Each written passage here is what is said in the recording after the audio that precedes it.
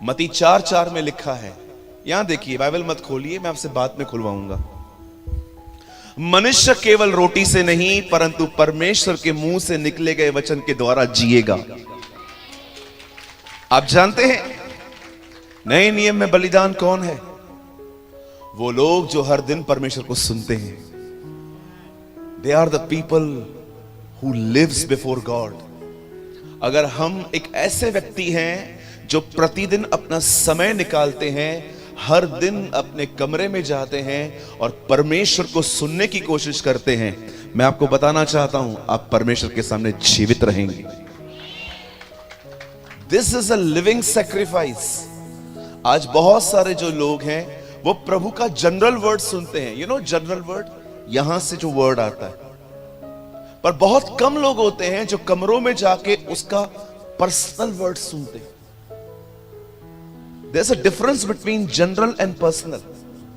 यहां से हर कोई सुनता है, ये एक आम वचन है जो हर एक को खुदा कहता है, लेकिन बहुत सारी चीजें ऐसी है जो यहां से नहीं आती। वो तब आएंगी जब आप अपना समय निकालेंगे और परमेश्वर के वचन को सुनेंगे, पढ़ेंगे जाके। मेरे कलीसिया में एक भाई आते हैं, उन्होंने एक बार मैं प्रचार कर रहा था, उन्होंने पूरा प्रचार सुना। उन्होंने कहा, ब्रदर मेरे साथ एक दिक्कत है।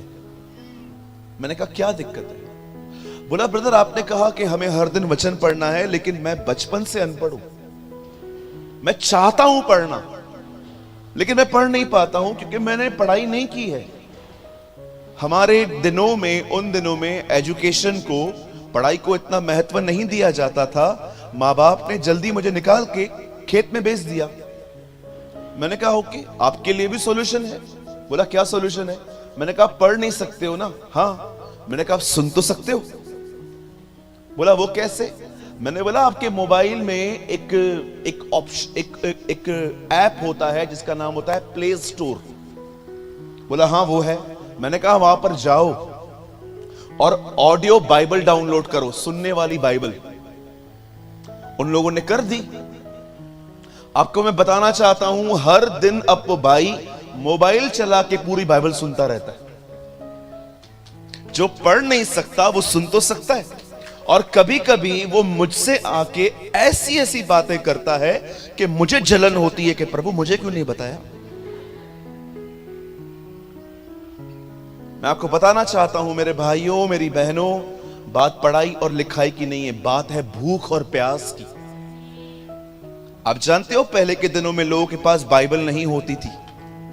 प्रिंटिंग प्रेस को आए हुए सिर्फ 500 साल हुए हैं, तो फिर 1500 साल लोग पहले कैसे जी रहे थे?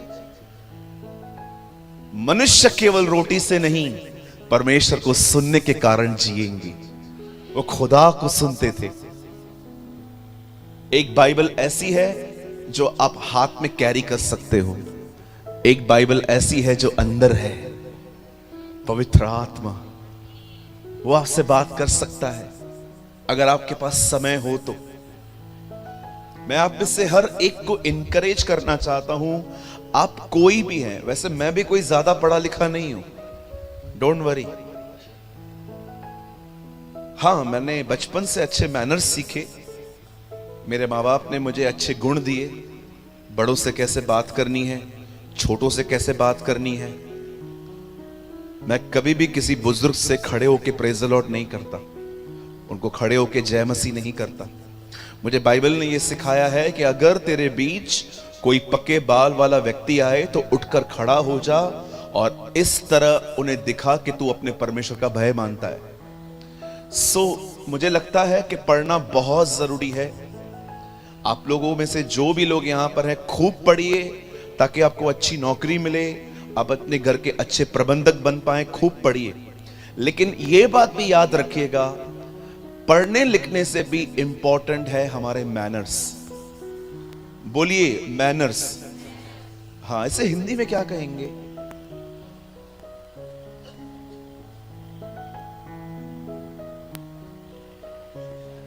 हाँ, संस्कार, या संस्कार, इट्स अ राइट वर्ड, संस्कार। आपने पढ़े लिखे गवार देखे? पढ़े लिखे गवार भी होते। आपने क्या पढ़ा है? मैंने TY BCom पूरा किया। आपने? मैं CA है। आप? मैं CS है। आप? मैं डेंटिस्ट है। आप? मैं मेडिकल किया। ये आप विश्वास कीजिए, कोई इनके सामने बैठता है ना, ये लोग पानी भी नहीं पूछेंगे। इन्हें कहा जाता है पढ़ा लिखा गवार। हमारी मुंबई में आपको बहुत मिल जाएंगे। आइए, कल ही मिलाता हूं, आइए। बहुत लोग हैं पढ़े लिखे हैं, सर पे चढ़े हुए लोग, वो किसी से बात तक नहीं करते। ऐसे कई अपने बाजू वाले से ऐसे नहीं बनना।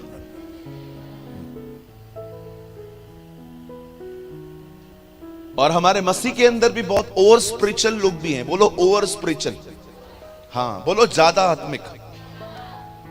इनको लगता है किसी को जय मसीह बोल दिया तो अभिषेक चला जाएगा।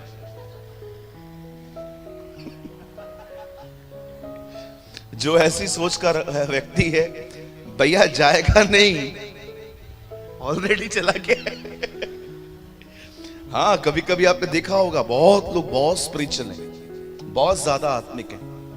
इसीलिए पॉल कहता है लिखी हुई बातों से आगे मत बढ़ो, जितना हमें समझाया गया है उतना ही करो। राइट? तो बाइबल बताती है परमेश्वर को सुनने के कारण मनुष्य जीता है। मैं क्यों आज के वचन को शुरू करने से पहले आपको ये बातें बता रहा हूं, क्योंकि मैं विश्वास करता हूं आज जो परमेश्वर आपको बताएंगे, अगर उसको आपने सुना, आप जिएंगे। आमीन। क्या आप सब तैयार हैं? पक्का? 10-15 लोग तो हैं। क्या आप सब तैयार हैं? देखो, अभी तैयार नहीं। और किसी को नींद आती है तो प्लीज पीछे जाके बैठ जाओ, मेरे को डिस्करेज मत करो। अभी तक मैंने किसी को देखा नहीं है, लेकिन कभी कभी लोग है ना, फर्स्ट रो में आके बैठ के ऐसे करते, बार बार मीटिंग सुनते सुनते। प्रचारक डिस्करेज हो जाता है, यार मैं किसको सुना रहा हूं। ये तो सो रहा है। इसीलिए मैंने एक ट्रिक निकाली। मैंने कहा मैं मीटिंग के बीच बीच में हर एक को बोलूंगा बाजू वाले से बात करो, जैसे ये सो न जाए।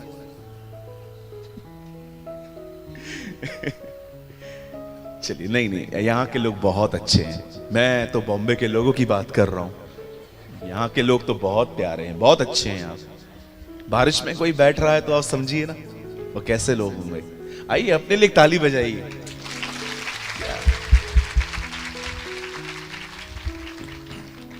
ओके, हम शुरू करें? रेडी? चलिए, मेरे साथ खोलिए, open with me the book of, मेरे साथ खोलिए इब्रानियों की किताब।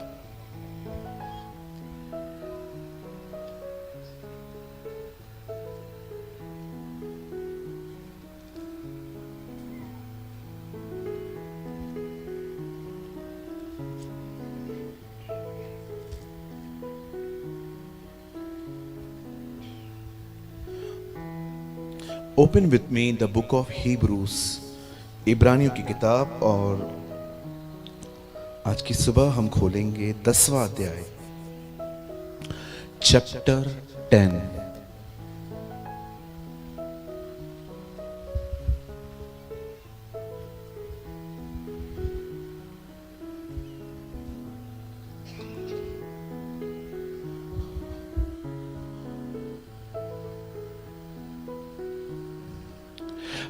इससे पहले कि मैं आज के वचन को आपके साथ शेयर करूं,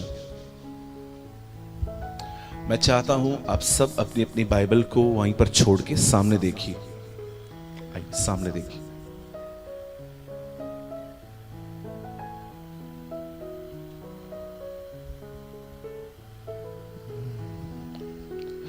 सुनिए,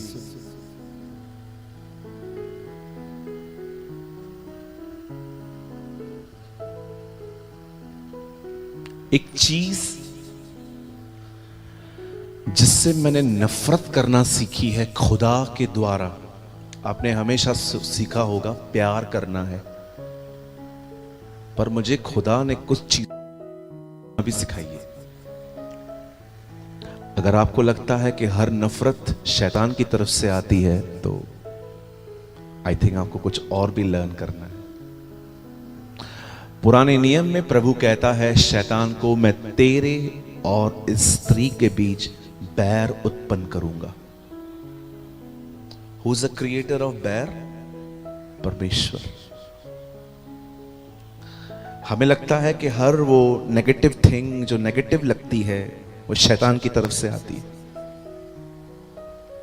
अगर आप में से कोई भी बहन को अगर आज आवाज आए कि अपने बेटे को मार दे, तो आप शैतान को गालियां देना शुरू कर देंगे, ओ मुझसे दूर हो जा। But thank God people like Ibrahim, जो परमेश्वर की आवाज को सुनना जानते थे। वो जानता था कि बेटा शैतान नहीं खुदा मांग रहा है। हमें से जितने भी लोग यहां हैं आज, मैं आपको बताना चाहता हूं, एक चीज से मैंने नफरत करना सीखी है। और जानते हो वो चीज क्या है? वो है चिंता। बोलिए चिंता। आपको उससे नफरत करनी है। ये आपके पास नहीं होनी चाहिए। आप वो व्यक्ति होने चाहिए जो हमेशा हियाव से भरे हुए रहे। आमीन। यू मस्ट फिल्ड विथ करेज। आपके अंदर करेज होनी चाहिए। करेज का मतलब समझते? जो होता है होने दो, देख लेंगे, क्योंकि परमेश्वर है। हमारी करेज हमारे पैसों के दम पे नहीं होनी चाहिए। हमारी करेज जिन लोगों को हम जानते हैं उनके बल पे नहीं होनी चाहिए। हमारी करेज इस बात पे होनी चाहिए क्योंकि परमेश्वर हमारे साथ है। गॉड विल बी योर करेज। जैसे अगर यहां पर शिट पड़ी हो, यहां पर अगर टॉयलेट पड़ा हो, तो हम में से यहां कोई नहीं बैठेगा। सब कहेंगे इसको साफ करवाओ, फिर हम बैठेंगे, क्योंकि आपको पसंद नहीं है। We are humans. हम जानवर नहीं हैं जो हमेशा गंदगी में बैठ सकते हैं। हमें बैठने के लिए साफ सुथरी जगह चाहिए रहती है। मैं आपको बताना चाहता हूं, आपको उसी तरह चिंता से नफरत होनी चाहिए, क्योंकि चिंता परमेश्वर की तरफ से नहीं आती। शैतान का एक टूल है आपको चिंता देना, क्योंकि वो जानता है चिंता व्यक्ति को कमजोर करती है। मैंने किसी व्यक्ति को नहीं देखा है जो चिंता में है और वो लोगों से अच्छे से चल पाए। उसका बिहेवियर चिंता के कारण बड़ा कठोर होता है। एक दिन मैं एक बीमार व्यक्ति से मिला। उसको यहां पर ट्यूमर था। मैंने उससे कहा क्या मैं आपके लिए प्रेयर करूं कि आपको प्रभु चंगाई दे? बोला नहीं। मैंने बोला आप ठीक नहीं होना चाहते? बोला मैं ठीक होना चाहता हूं, लेकिन मुझे है ना ये जो बीमारी है ना, मुझे परमेश्वर ने दी है ताकि मैं नम्र बन पाऊं। मैंने आज तक किसी बीमार को नम्र होते हुए नहीं देखा।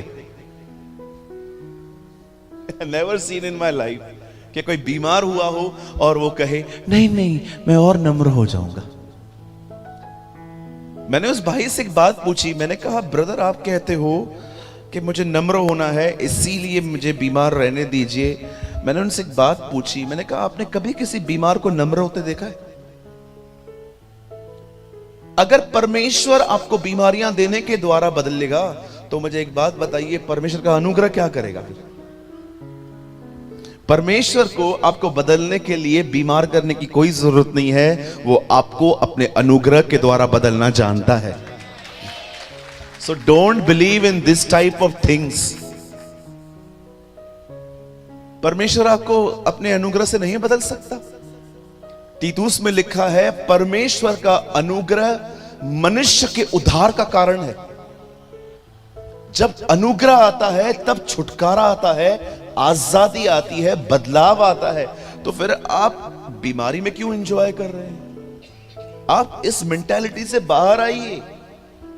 अब कुछ लोग सोचते हैं ब्रदर पॉल भी तो बीमार था। बिल्कुल बीमार था, उसने प्रभु से प्रार्थना की मुझे चंगा कर। वो ये नहीं कहता है धन्यवाद प्रभु आपने मुझे बीमारी दी, नो, उल्टा वो कहता है शैतान का दूत मुझे मार रहा है। परमेश्वर का दूत नहीं लिखा है वहां पर। कई लोगों को जब कैंसर हो जाती है, HIV हो जाती है, कोविड हो जाता है, ये हो जाता है, वो हो जाता है, प्रेयर तक नहीं करते। नहीं नहीं, ये प्रभु की मर्जी है। अगर परमेश्वर आपको बीमार ही रखना चाहता तो यीशु ने आपकी चंगाई के लिए कोड़े क्यों खाए? He knows कि आप बीमार पड़ोगे, इसीलिए उसे कोड़े खाए ताकि आप बीमारी के समय उसे पुकारो और वो आपको चंगाई दे। कई अपने पास वाले से बीमारी खुदा की तरफ से नहीं आती।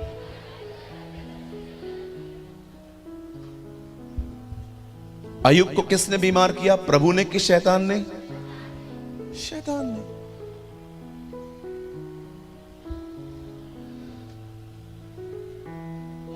मैं ये बातें आपको इसलिए बता रहा हूं ताकि आपको समझ में आए कुछ चीजें। चिंता से नफरत करना सीखिए। आपके हिस्से में चिंता नहीं है, आपके हिस्से में प्रभु ने शांति रखी है, आपके हिस्से में प्रभु ने आनंद रखा है, आपके हिस्से में परमेश्वर ने बढ़ोतरी रखी है। यस,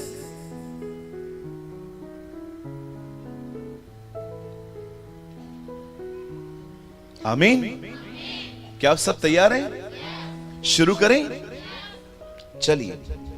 अब शैतान एक तरफ से चिंता देता है, तो देखिए अब परमेश्वर ने हमारे लिए एक अमेजिंग वे निकाला है कि हम कैसे हर दिन बगैर चिंता के जिंदगी जी सकते हैं। मैं आपके लिए पढ़ रहा हूं इब्रानियों 10 अध्याय का 37 से यहां लिखा है, क्योंकि अब बहुत ही थोड़ा समय रह गया है जबकि आने वाला आएगा और देर न करेगा, पर मेरा धर्मी जन विश्वास से ये रास्ता है।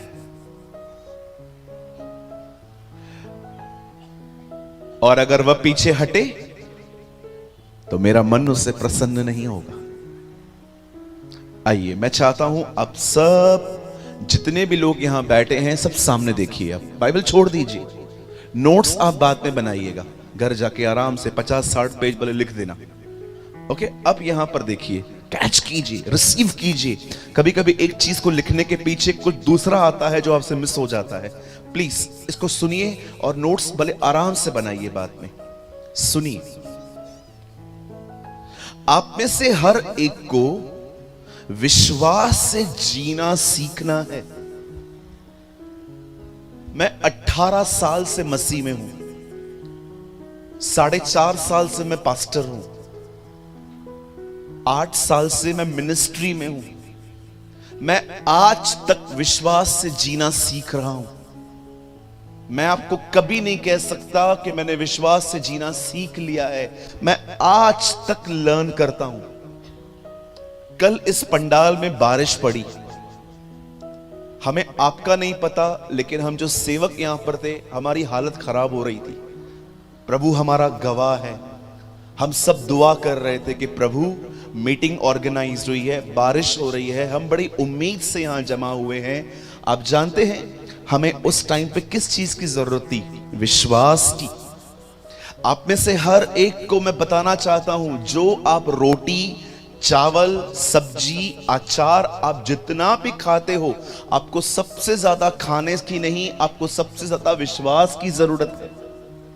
क्योंकि अगर आप विश्वास में रहेंगे तो आप शांति में रहेंगे, अगर आप शांति में रहेंगे तो आप अपना खाना खा पाएंगे। यहां पर कितने लोग हैं, मुझे सच बताइए, टेंशन में आपको खाना अच्छा नहीं लगता? पहला मैं हूं यहां पर। आधे से ज्यादा लोगों ने हाथ उठाया, देखिए। हम लोग टेंशन में अपना खाना एंजॉय नहीं कर पाते, हम अपना मील एंजॉय नहीं कर पाते। एक दिन मैं बहुत टेंशन में था, मेरा दोस्त मुर्ग मसल्लम लेके आया था एक बहुत बड़ी होटल से। जहां तक मैं जानता हूं 2,500 से 3,000 की डिश थी वो। बोला सूरज भाई आपके लिए मुर्ग मसलम लेके आया हूं। और मैं परेशान बैठा था, मैंने कहा रख दे। और उन्होंने थोड़ा निकाल के दिया। आप विश्वास कीजिए मजा नहीं आ रहा था खाने में। क्यों? क्योंकि दिमाग में कुछ और चल रहा था। दिमाग में डर समाया हुआ था कि अगर ऐसा नहीं हुआ तो उसके परिणाम क्या होंगे, अगर ऐसा हुआ तो परिणाम क्या होंगे। आप जानते हो जिन लोगों में विश्वास नहीं होता वो अपना खाना भी एंजॉय नहीं कर पाते। इसीलिए हन्ना आप देखिए वो खाना नहीं खाती थी टेंशन में, इसीलिए उसका पति आके उसको बोलता था हन्ना खाना खा। वो खाना ही नहीं खाती थी।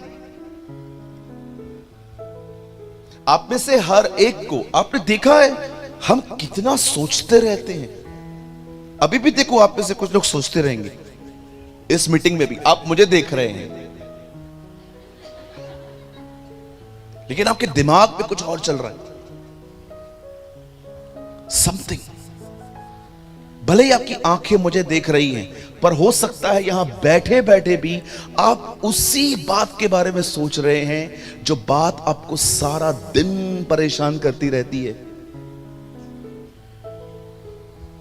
एक दिन हमारे चर्च के मीटिंग में एक आंटी मुझसे मिलने आई। मुझे उन्होंने कहा मेरे लिए प्रेयर कीजिए। मैंने कहा हाँ आंटी हम जरूर प्रेयर करेंगे, एक सवाल है आपसे। उन्होंने बोला हाँ भैया पूछो। मैंने कहा आज का वचन सुना? हाँ। मैंने कहा कैसा था? अरे मैंने उसके बाद बोला मुझे बताओ मैंने क्या बताया।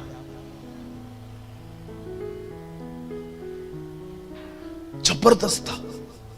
नहीं नहीं नहीं नहीं नहीं नहीं नहीं, वो तो मैं भी जानता हूं कि प्रभु का हर वचन जबरदस्ती होता है। मैं पूछना चाहता हूं मैंने क्या बताया। बता रही हूं।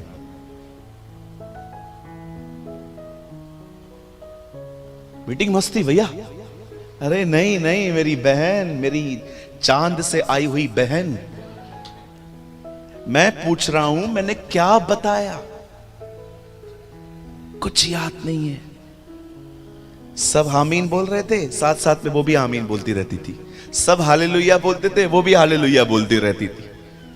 बहुत लोग हैं विश्वास कीजिए वो मीटिंग नहीं सुनते। इसीलिए खुदा कहता है प्रकाशित वाक्य में जिसके कान हो वह सुन ले। प्रभु कान तो सबके पास होते हैं, हां, पर सुनते सब थोड़ी है। कान तो सबके पास होते हैं लेकिन सब सुनते थोड़ी है।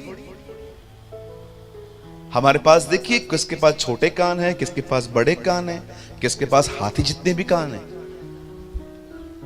लेकिन सब सुनते थोड़ी है। कई बार हम प्रचारक को देखते हैं पर जो वो कह रहा है उसको नहीं सुनते। इसीलिए जैसे आए थे वैसे ही चले जाते हैं। एक दिन यीशु मसीह प्रचार कर रहे थे। एक बहन खड़े होकर कहती है धन्य है वो गर्भ जिससे तू जन्मा और धन्य है वो स्तन जो तूने चूसे। और यीशु मसीह उसकी इस बात को सुन के कहता है हां धन्य है वे जो मेरा वचन सुनते और मानते हैं। मैं प्रभु को कह रहा था प्रभु वो क्या बोल रही है, आप क्या बोल रहे हो? वो आपको प्रेस कर रही है कि हां तू आशीषित है, तू ब्लेस्ड है, तू धन्य है, तू मुबारक है। लेकिन आप कह रहे हो हां धन्य है वे जो मेरा वचन सुनते और मानते हैं। मैंने कहा प्रभु वो क्या कह रही है, आप क्या कह रहे हो? आप जानते हो प्रभु उसको क्या कह रहा था? मेरी बहन तू मुझे देख रही है लेकिन जो मैं बोल रहा हूं वो नहीं सुन रही। अंडरस्टैंड। ये सिर्फ इस मीटिंग की बात नहीं है कि मैं आपको यहां पर पकड़ने की कोशिश कर रहा हूं। यहां से जाने के बाद जब आप अपने रविवार के चर्च में जाते हैं और अपने लोकल पास्टर को भी आप सुनते हैं तो क्या आप उसे ध्यान से सुनते हैं? डोंट बिलीव कि एक बाहर से प्रचारक आया कि प्रभु उसके द्वारा ही बात करेगा। विश्वास कीजिए परमेश्वर हर रविवार आपको अपने पास्टर के थ्रू बात करता है। ये गलत मेंटालिटी है कि लोग बाहर से आएंगे, पास्टर प्रेमानी आए हुए हैं, ओह चलो आज अच्छी मीटिंग होगी। नहीं, ऐसी सोच मत रखिए। आप कहां पर भी जब रविवार को भी अपने कलीसिया में जाते हैं विश्वास से जाइए कि प्रभु आज भी मुझसे बात करेंगे। That is very important. ये बहुत महत्वपूर्ण बातें हैं। मैं आपको आज भी कहता हूं, सुनिए, आपको किसी से काउंसलिंग लेने की जरूरत नहीं पड़ेगी। सिर्फ प्रभु का वचन ध्यान से सुनो। आपको किसी से भी काउंसलिंग, ओ ब्रदर आइए मुझे समझाइए मैं क्या करूं, बाइबल बताती है उन दिनों में तुम्हें किसी से न पूछना पड़ेगा कि प्रभु की इच्छा क्या है। छोटे से लेके बड़े तक सब जान जाएंगे। क्यों? क्योंकि उसने हर एक को पवित्र आत्मा दिया है, हर एक को। He is your personal guide. हम वो नहीं हैं। आपने देखा पुराने नियम के अंदर किसी के पास पवित्र आत्मा नहीं होता था, नबियों के पास होता था। लोग उनसे पूछने जाते थे क्या हम लड़ाई करने के लिए जाएं, वो हां कहते थे तो लड़ाई चलती थी। अब वो पैटर्न खत्म हो चुका है। अब परमेश्वर ने अपने हर व्यक्ति को पवित्र आत्मा दिया है। It's finished. इसका मतलब यह नहीं है कि आप अपने पास्टर से हेल्प नहीं ले सकते। बिल्कुल ले सकते हैं, कोई प्रॉब्लम नहीं है। लेकिन मैं आपको समझाना चाहता हूं, सुनना सीखिए। कहिए अपने पास वाले को, ध्यान दो। हां बोलो, ध्यान दो। प्रभु जानता था सुनना बहुत बड़ा इशू है। बहुत लोग नहीं सुनते हैं, वो देखते हैं, बैठे रहेंगे, सब कुछ यहां वहां देखते रहेंगे। वो बच्चा उठा, वो आंटी उठी, ये हो रहा है, वो हो रहा है। और कुछ लोग तो जब चर्च में आते हैं ना, कंटिन्यू उसी व्यक्ति को देखते हैं जो व्यक्ति उनको अच्छा नहीं लगता। कंटिन्यू।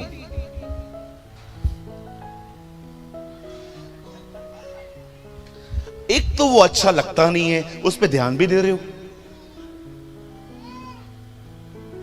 एक भाई हमेशा चर्च में आके मुझे शिकायत करता था, इसको समझाओ, इसको समझाओ, इसको समझाओ। मैंने उसको बोला, तू वचन सुनने आता है, उसको देखने आता है? ध्यान जाता है ना। Who is your focus? अभी मैं यहां पर आया हुआ हूं तो मैं क्या बस वहीं पर देखता रहूं?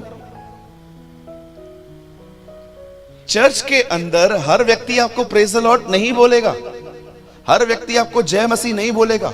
बोलो अपने बाजू वाले को, कुछ टेढ़े लोग हर जगह होते हैं। हाँ बोलो, यीशु के ग्रुप में भी एक टेढ़ा था ना, चोरी करता था ना वो। एक प्रभु के दास ने कहा,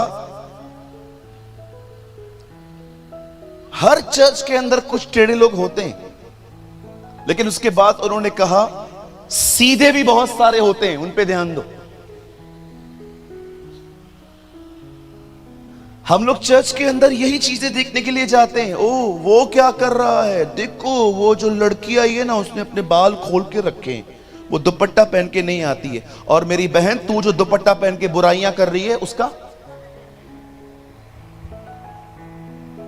बोलो बोलो।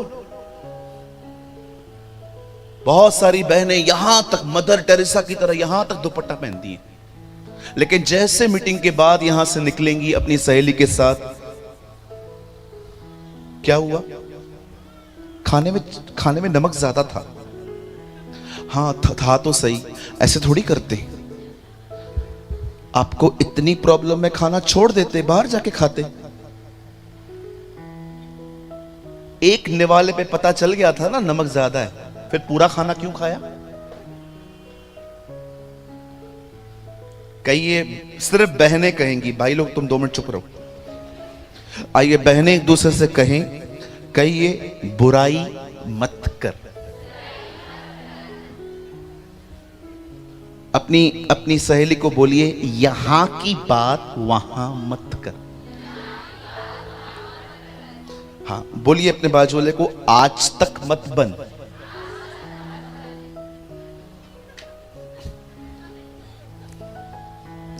ईमेल कितनी भी तरक्की कर ले, फीमेल से कभी आगे नहीं जा सकता।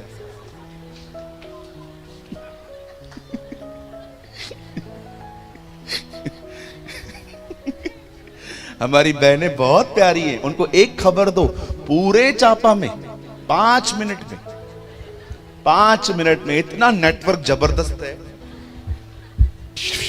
हजारों लोगों तक, अरे क्या हुआ क्या हुआ क्या हुआ क्या हुआ क्या हुआ क्या हुआ क्या हुआ, कुछ नहीं ये। और कुछ बहनें तो हमारी इतनी प्यारी होती है, सब कुछ पता रहेगा, फिर भी जाके उसके घर में जाएंगी, क्या हुआ? नहीं दीदी कुछ नहीं हुआ। अच्छा, वो आपकी लड़की कल आई हुई है, 2-3 दिन से मैं देख रही हूं आपके पास ही रह रही है, सब ठीक है? आपको अच्छे से पता है कि उनके दामाद का झगड़ा हुआ है और वो झगड़ा करके आई हुई है। हम लोग लोगों को कितना एम्बैरस फील करवाते। क्यों पूछते हैं आप किसके घर के बारे में? आपका काम है। आपकी लड़की वापस आए और आपसे कोई बार बार पूछे क्या हुआ क्या हुआ क्या हुआ। कभी कभी किसी का एंगेजमेंट ब्रेक हो जाता है और आपको पता था कि इनकी शादी होने वाली थी और आपको पता है कि एंगेजमेंट ब्रेक हो, और आपको पता है ये कौन सी बहनें करती हैं? कई ये बहनें, कई ये वो बहनें जिनके पास कोई काम धंधा नहीं है, फारिग बैठी रहती है ना, तो वे चलो कहीं दूसरे के घरों को बिगाड़ते। कभी ऐसे मत कीजिए मेरी बहन, आप मसीह हैं, ये चीजें आपको सूट नहीं करती। जब भी किसके घर में जा रहे हैं, ओ उन्हें उत्साहित करके आइए, खुदा आपके साथ है। आमीन। और भाइयों, आपकी बारी। भाइयों, अपने अपने बाजू वाले भाई से कहो, बाहर का गुस्सा घर पे मत निकाल। बहुत सारे भाई लोग हैं ना, ऐसे घर पे आएंगे ना, उनकी शक्ल देखो, सड़ा हुआ सा बाहर से आएगा टमाटर की तरह। वो सड़े हुए टमाटर होते हैं ना, जो बाद में वो सब्जी मंडी वाले बाजू में रख देते हैं कि जिसको चाहिए सस्ते में ले जाओ। बाहर से हंसता हुआ आएगा, लेकिन घर में जैसे ही आएगा, ऐसे क्यों करते हैं आप लोग? कितने लोग घर के अंदर खुशी खुशी आते हैं? एक भी हाथ नहीं उठा रहा। कितने लोग घर पे खुशी खुशी आते हैं? मैं मुंबई में एक घर में गया, वहां पर घर के बाहर एक पायदान लगा हुआ था, कारपेट। मुझे बहुत अच्छा लगा, कारपेट पे कुछ लिखा हुआ था। जब मैं वहां पर खड़ा हुआ, मैंने फोटो निकाला, वो फोटो मेरे पास आज भी है उस कारपेट का। उस कारपेट पे लिखा था, घर आने से पहले कृपया जूते और गमन बाहर उतार के आए। लिखा, खूबसूरत यार। कभी कभी ऐसी चीजें होती है ना जो बहुत खुशी वाली होती हैं। मैं एक दिन एक चर्च में गया, वहां पर बोर्ड लगा था, कुछ अच्छा न लगे तो हमें बताइए, कुछ अच्छा लगे तो सबको बताइए। है ना? अगर आपके चर्च के अंदर कुछ आपको बुरा लगे तो हमें बताइए, कुछ अच्छा लगे तो सबको बताइए। ये होना चाहिए ना। हम लोग कलीसिया में आते हैं, कई बार वचन नहीं सुनते, बहुत सारी नेगेटिव चीजों को देखकर फिर हम बाहर जाके बताते, ओह ये चर्च ऐसी है, ओह यहां के लोग ऐसे हैं। आप ये सीखने आए थे? आप ये लर्न करने आए थे? हर चर्च में कुछ ना कुछ लोग रहते हैं टेढ़े मेढ़े। कितनी कलीसियाएं बदलेंगे हम? कितने चर्चेस चेंज करोगे? क्या लगता है आपको, जिस चर्च में अभी जाने वाले हो वहां पर स्वर्गदूत मिलेंगे? कुछ भूत जरूर मिलेंगे। या 100% बी मैच्योर, अनुभवी बनिए, अपने काम से काम रखना जानिए।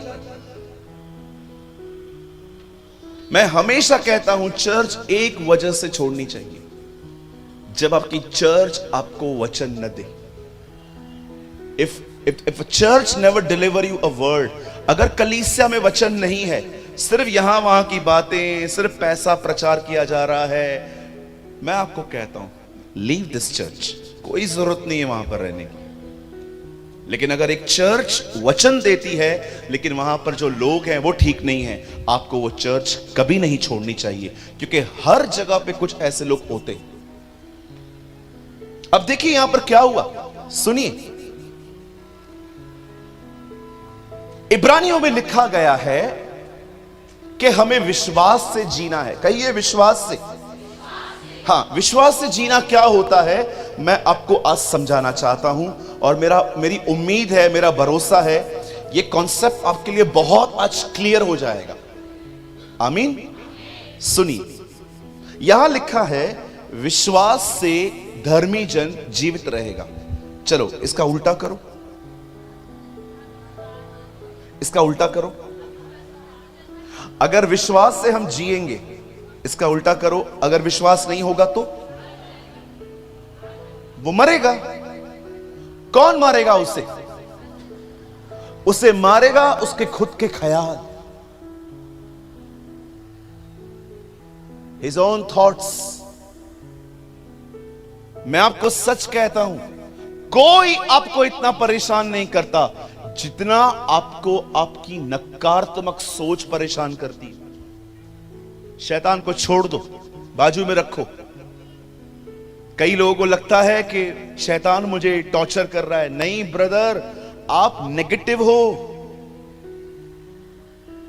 लिसन टू मी, बड़े ध्यान से सुनिए।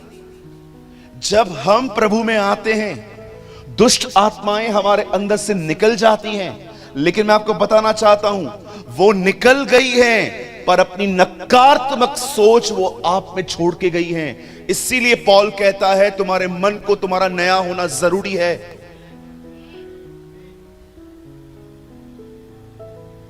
एक व्यक्ति जो एक घर में रह रहा है और वो घर आपका है और आप उससे कह रहे हो मेरा घर खाली कर दे, आप लैंडलॉर्ड हैं, आप उसको कहते हैं मेरा घर खाली कर दे, ओके। लेकिन आप ये बात देख रहे हो कि जब वो खाली करने के लिए जा रहा था तो वो अपने कुछ सामान छोड़ के गया। दुष्ट आत्माएं जो इस घर में रहती थी पहले, हम तंबाकू खाते थे, सिगरेट पीते थे, व्यभिचारी थे, बहुत सारे बुरे कामों में थे। लेकिन जब हम खुदा में आते हैं, खुदा हमारे अंदर आता है, तो इन सारी गंदी आत्माओं को निकलना पड़ता है। लेकिन मैं आपको बताना चाहता हूं, दुष्ट आत्मा निकल गई है, पर वो अपनी कुछ चीजें आप पे छोड़ के गई है। वो है उसकी सोच। उस सोच को कैसे निकालें? वो जो चिंता, जो नेगेटिव है। इसीलिए पौलुस कहता है तुम्हारे मन के नए होने से तुम्हारी जिंदगियां बदलेंगी। हमें अपने मन को हर दिन नया करना है। सुनिए, विश्वास से जीना क्या होता है? अंकल, आंटी, भाई, बहन, ये आज सीख लो। आने वाले दिन तुम्हारे शांति से भरे हुए होंगे, आनंद से भरे हुए होंगे। आप लोगों से बहुत ही जेंटल वे से चल पाएंगे, कोमलता से। आप रूड, फ्रस्ट्रेट, गुस्से में जवाब देना, आप इन सारी बातों से निकल आओगे। फिलिपियों में लिखा है ना, तुम्हारी कोमलता सब पे प्रकट हो।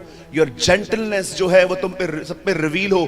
आप कोमल हो जाओगे अगर आपने आज की बातें समझ ली तो। एक दिन वचन कहता है, परमेश्वर मूसा को कहता है मेरे लोग गुलामी में हैं और तू उन्हें लेने के लिए जा और उनको वहां से छुड़ा कर लेकर आ। बाइबल बताती है कि परमेश्वर ने उससे ये बोझ दिया, प्रभु ने उसे ये काम दिया। और वचन कहता है मूसा परमेश्वर के कहने पर उस पहाड़ से नीचे उतरा और मिस्र की तरफ रवाना हुआ। और जैसे ही वो वहां पर गया, वो वहां पर फिरौन बादशाह को कहता है मेरे लोगों को जाने दे। बाइबल बताती है पहले के समय में वो लोग उसे जाने नहीं दे रहे थे। बादशाह ने कहा नहीं, मैं उन्हें जाने नहीं दूंगा। लेकिन परमेश्वर ने उसके बाद मिस्र में ऐसी तकलीफें, ऐसी विपत्तियां भेजी कि आखिर उन्हें डिसाइड करना पड़ा कि वो लोग जाने देना चाहिए। क्योंकि जब तक वो लोग वहां थे विपत्तियां बंद नहीं हो रही। मेंढक पानी छोड़ के दरबार में घुस गए थे।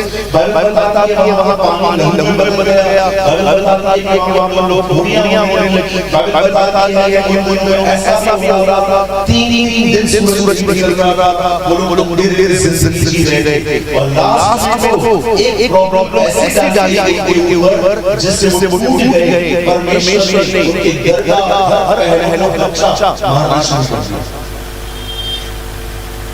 अंत में वो राजा टूट गया। उसने कहा जाओ तुम यहां से सब लोग, मुझे कोई नहीं चाहिए यहां पर। अब जानते हो जब लोग वहां से निकले, अब वो सब निकलने के बाद एक आगे बढ़ रहे, तब बिल्कुल उनके सामने रास्ता खत्म हो गया क्योंकि सामने समुंदर आ गया।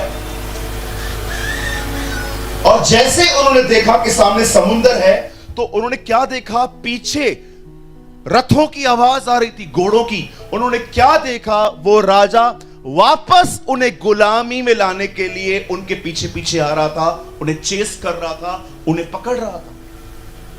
अब सोचो, सामने समुंदर, पीछे राजा और बीच में इजराइल के लोग।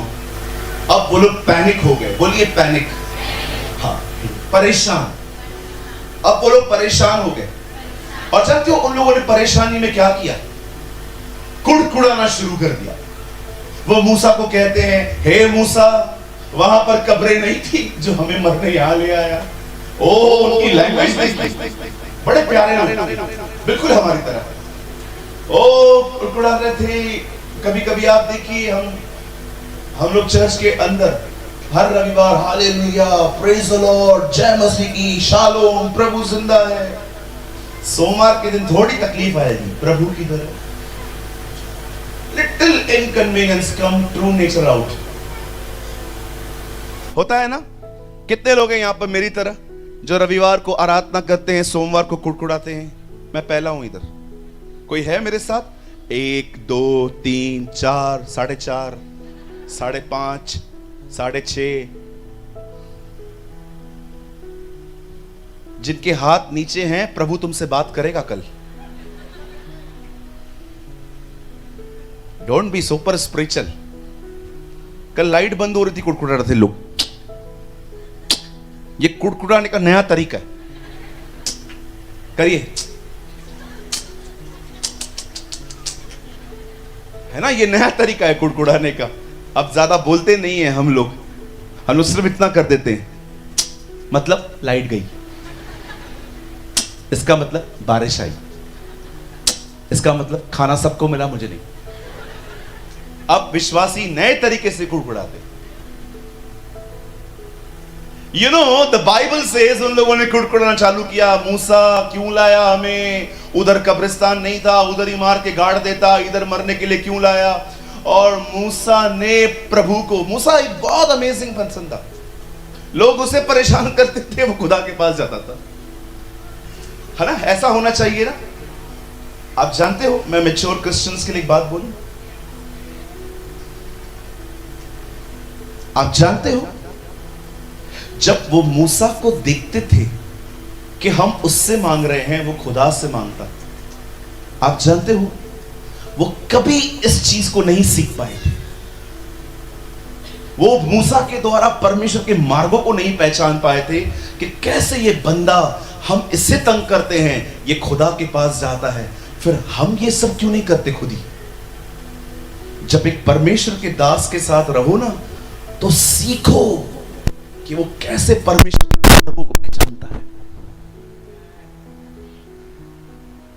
ओ, अगर आप में से कोई उन दिनों में होता, तो आपको ये नहीं देखना है कि खाना मंगाता कैसा है, आता कैसा है। आपको ये देखना चाहिए ये क्या करता है ऐसा कि इसके कहने पर ऊपर से खाना आता है, और उसे सीख लो, और वो आप खुद भी करो।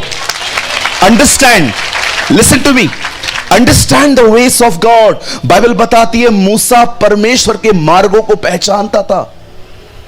वो जानता था कि परमेश्वर कैसे मूव करता है। इज़राइल के लोग सिर्फ चमत्कार देखते थे, ओ मन्ना गिर रहा है। यहोशू ये देखता था कौन कैसे ये खुदा से मांगता है, इसीलिए वो नेक्स्ट लीडर बना। मैं आप में से हर एक को कहना चाहता हूं, किसी परमेश्वर के दास के साथ अगर आप मिल रहे हो, उसके जिंदगी से सीखो कि वो परमेश्वर के मार्गों को कैसे पहचानता है। उसे पता है कि परमेश्वर कैसे मूव करता है। अमेजिंग बात यह नहीं थी कि वो ऊपर से वो मन्ना गिरवाता था खुदा से। अमेजिंग बात यह थी कि जब लोग उसे परेशान करते थे, वो अपने घुटनों पे बैठ के खुदा से बात करता था। Understand the ways of God, प्रभु के मार्गों को पहचानिए। एलीशा को देखिए, गहजी गया एक लड़के को जिंदा करने के लिए, लकड़ी रख के वापस आके कहता है कुछ नहीं हुआ, लेकिन एलीशा जब जाता है तो वो उसे जिंदा करके लौटता है। जानते हो क्यों? आप पढ़ के देखिए, लिखा है एलीशा ने प्रार्थना की, वहां गहजी ने कोई प्रेयर नहीं की है। अगर आप पुराने विश्वासी हैं, अब आपका ध्यान चमत्कारों से हटाओ, अब परमेश्वर के मार्गों को समझो। Understand the ways of God. Israel के लोग चमत्कारों को जानते थे, लिखा है मूसा परमेश्वर की गति को पहचानता था। गति समझते, उसे पता होता था परमेश्वर कैसे चलता है। यह वो व्यक्ति है जिसने अपनी आंखों से पेड़ को जलते हुए देखा और देखा कि पेड़ खाक नहीं हो रहा। यह वो व्यक्ति है जिसके लिए प्रभु ने उसकी आवाज दी, हे मूसा, हे मूसा। यह वो व्यक्ति है जिसे लाल समुंदर दो भाग किया। यह वो व्यक्ति है जिसकी 120 साल के आंखों में भी कभी रोशनी कम नहीं हुई। यह वो व्यक्ति है जो ऊपर से मन्ना गिरवाता था, चट्टान से पानी निकालता था, उसके दोपहर में बादल चलता था, रात को अग्नि का खंभा चलता था। यह वो व्यक्ति है जिसने पूरे मिस्र को अंधेर करते हुए देखा था। उसके बाद भी, इतना देखने के बाद भी वो परमेश्वर से कहता था, मैं इन चीजों से संतुष्ट नहीं होने वाला, मैं आपको देखना चाहता हूं। I want to see your glory. कोई है यहां पर जो ये कह सकता है, प्रभु आपने मेरे लिए बहुत चमत्कार किए हैं, मैं आपको बहुत धन्यवाद देता हूं, लेकिन मैं इससे संतुष्ट नहीं हूं, मैं आपको देखना चाहता हूं। I want to see you, Lord. मुझे आपके चमत्कार संतुष्ट नहीं कर सकते। मुझे एक ही चीज संतुष्ट कर सकती है, वो आप हैं। You are the one who satisfied me. तूने उस स्त्री से कहा था, जो जल तू पी रही है उसे पी के तू प्यासी होगी, लेकिन जो जल मैं तुझे दूंगा उसे पी के तू कभी प्यासी ना होगी। वो जल आप खुद थे प्रभु। You are the water of life. इस दुनिया में कोई चीज ब्रदर आपको सेटिस्फाइड नहीं कर सकती, ना पबजी, ना आईफोन 14, ना कोई रिश्ता, कोई भी चीज आपको संतुष्ट नहीं कर सकती। सब चीजें जरूरी हैं, लेकिन मैं आपको बताना चाहता हूं, संतुष्टि सिर्फ परमेश्वर की ओर से आती है। Only Jesus will satisfied you. यीशु ही एक मनुष्य को पूर्ण रूप से संतुष्ट कर सकता है। संतुष्ट का मतलब समझते? जिस दिन आप परमेश्वर के प्रेम को जान लेंगे ना, जानते हो आपके साथ क्या होगा? आप लोगों से प्यार और आदर की उम्मीद खो दोगे। I am happy. क्यों? Jesus loves me. यीशु मुझसे प्यार करता है, मेरे लिए काफी है। जो भी लोग यहां बैठे हैं, अगर कोई आपसे बात न करे, कोई आपको मीटिंग के बाद जय मसीह न कहे, पादरी साहब आपके घर के पास से होके चले जाएं पर अंदर ना आए, अगर आपको ये बातें देखकर दुख होता है, तकलीफ होती है, आप नेगेटिव हो जाते हैं, ये साफ चिन्ह है कि अब तक आपने प्रभु के द्वारा संतुष्टि प्राप्त नहीं की है। जो व्यक्ति परमेश्वर के प्रेम को जानता है, वो मनुष्यों से बहुत कम उम्मीद करता है। कोई आपको हंस रहा है, ही, आप भी हंस रहे हैं। कोई आपको टेढ़ा आंसर दे रहा है, आप दुखी हो गए। मतलब लोग आपको चाहे तो खुश भी कर सकते हैं, आपको दुखी भी कर सकते हैं। मतलब आपके लाइफ का रिमोट कंट्रोल लोगों के हाथ में है। तुम चाहो तो मुझे खुश करो, तुम दुखी, दुखी, खुश, खुश, दुखी। क्या लाइफ है ये? हैंडीकैप की तरह वैसाखियों पे चल रहे हैं हम। मैं चर्च गया था, उसने मेरे से बात नहीं की, उसके लिए गए थे। एक बहन आई, उन्होंने कहा आज आराधना में मजा नहीं आया। मैंने बोला क्या हुआ? नहीं आज मजा नहीं आया, कुछ हो नहीं रहा था। अच्छा, हम आराधना तेरे मजे के लिए करते? मतलब मैं आराधना इसलिए करता हूं, मैं आपको देखूं आपको मजा आ रहा है कि नहीं आ रहा है। आराधना आपके मजे के लिए नहीं होती है बहन भाई, आराधना इसलिए होती है ताकि वो आनंद करे, वो खुशी मनाए। आपकी आराधना को सुन के मैं कभी कभी बिलीव करता हूं आपकी आराधना ऐसी होनी चाहिए, जैसे आप आराधना कर रहे हैं, हे सेनाओं का यहोवा हमारे संग संग है, याकूब का परमेश्वर। वेट, आपकी आराधना ऐसी होनी चाहिए जब नीचे देखे ना परमेश्वर छत्तीसगढ़ में, और वो लोग देखे और कहे, यार इनके स्वर भले फटे हुए हैं पर ये आत्मा से गा रहे हैं।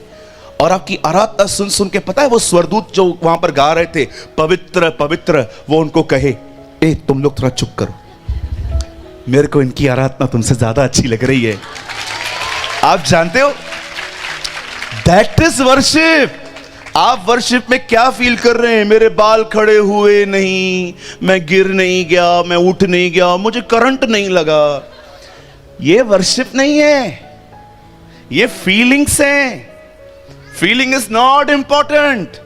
जो शरीर में जीते हैं वो हमेशा ऐसी ही बातें करते हैं, मैं मोटा हूं, मैं पतला हूं, मैं चौड़ा हूं, मैं ये हूं, क्योंकि ये शरीर में जी रहे हैं। जो प्राणों में जिंदगी जीते हैं, अंदर सोल में, वो हमेशा आपको कहेंगे, मुझे ऐसा लग रहा है, मुझे ऐसा लग रहा है, क्योंकि वो प्राणों में जिंदगी जी रहे हैं। खुदा ने हमें शरीर और प्राणों में नहीं, प्रभु ने हमें आत्मा में जीने के लिए बुलाया है। ओ आत्मा और सच्चाई से उसकी आराधना करें। आप आराधना में क्या महसूस कर रहे हैं, कहिए बाजू वाले को, महत्वपूर्ण नहीं है। हां, आपकी आराधना के द्वारा प्रभु आनंद करना चाहिए। ओ आपकी आराधना सुन के वो डांस करना चाहिए जब आप गा रहे हो, सेनाओं का यहोवा और खुदा, याकूब समुद्र को जिसने डूबा, ऐसे वो डांस करना चाहिए। ये सरदूत देखने चाहिए, अरे बाप रे क्या डांस करता है। लेट योर वर्शिप, आपकी आराधना परमेश्वर को डांस करवानी चाहिए। ओ मैं आपको बताना चाहता हूं, हम लोग इतने सेल्फ सेंटर्ड हैं कि हम आराधना में ये नहीं देखते कि मेरी आराधना खुदा तक पहुंच रही है क्या, हम सोचते हमें कितना मजा आ रहा है।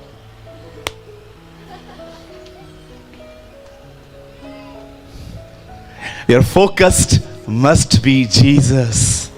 आपका जो ध्यान है वो यीशु होना चाहिए। आपको क्या मिलता है, कहिए हमें क्या मिलता है, ये महत्वपूर्ण नहीं है। हाँ बोलो, बाजू वाले को बोलो, ऐसे करिए, नथिंग। बोलो हमें क्या मिलता है, मुझे देख के ऐसे करो, मुझे क्या मिलता है, महत्वपूर्ण नहीं है। महत्वपूर्ण ये है उससे क्या मिला। Oh, what he will get. हम लोग यीशु मसीह से प्रेम करते हैं, पापों की क्षमा पाके वापस पिक्चरों पे जाते हैं। हम लोग प्रभु से प्यार करते हैं, पापों की क्षमा है, फिर भी साइड में अफेयर है। कई लोग जो हैं वो यीशु में हैं, पाप क्षमा हो गए, अब नए पापों का अंबार लगा रहे हैं। जीसस इसीलिए नहीं मरा कि वो आपको माफ करके आपको छुट्टी दे दे, अब तुम्हें जो करना है करो। No no no no no. यशाया में लिखा है, उसने अपना जीवन इसलिए दिया ताकि परमेश्वर अपना वंश वापस पाए।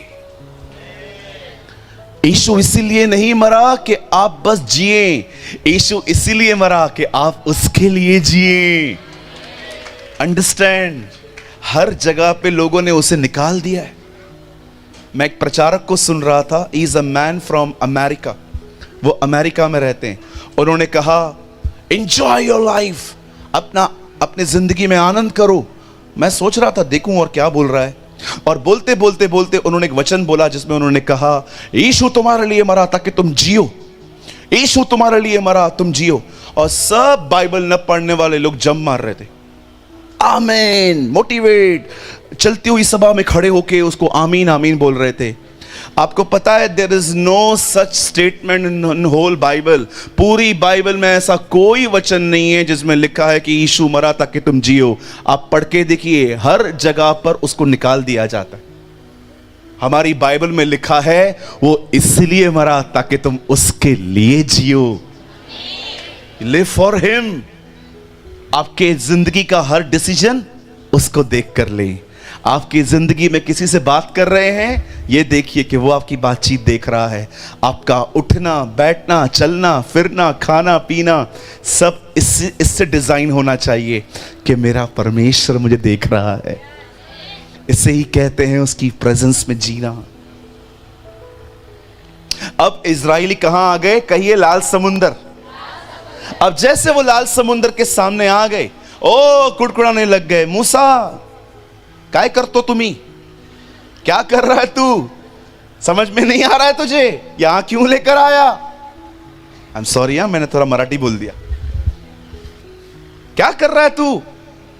अब मूसा बेचारा प्रभु के पास जाता है।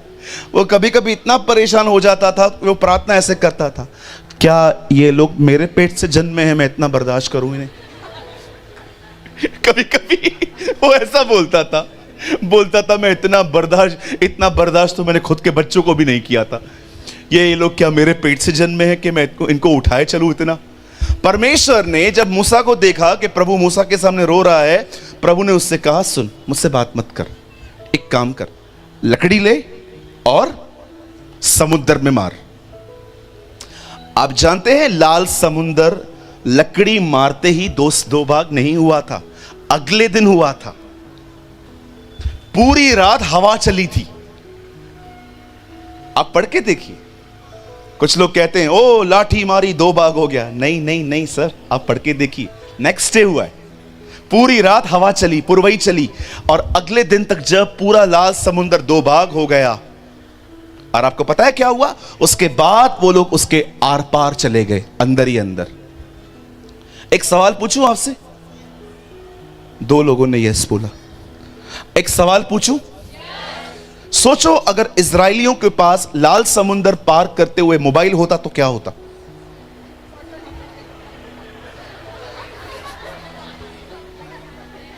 मैं आपको लिख के देता हूं, आज तक वो क्रॉस नहीं कर पाते।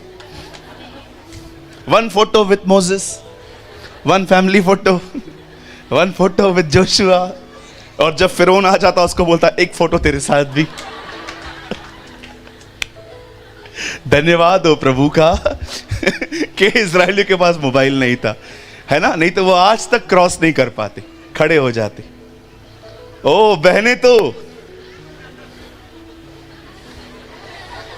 बहने खड़ी हो जाती, मूसा मूसा 1 मिनट, अरे हमको निकलना है। हाँ निकलेंगे ना, जा रहे हैं ना, फोटो ले ले।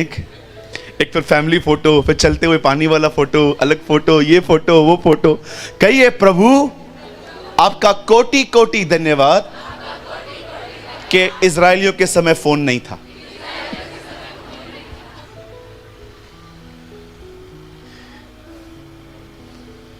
एक बार मैं कहां पर था, एक बंदे ने मुझे बोला फोटो निकालना है आपके साथ। मैंने कहा चलो। फिर उसको देख के कोई और भी आया।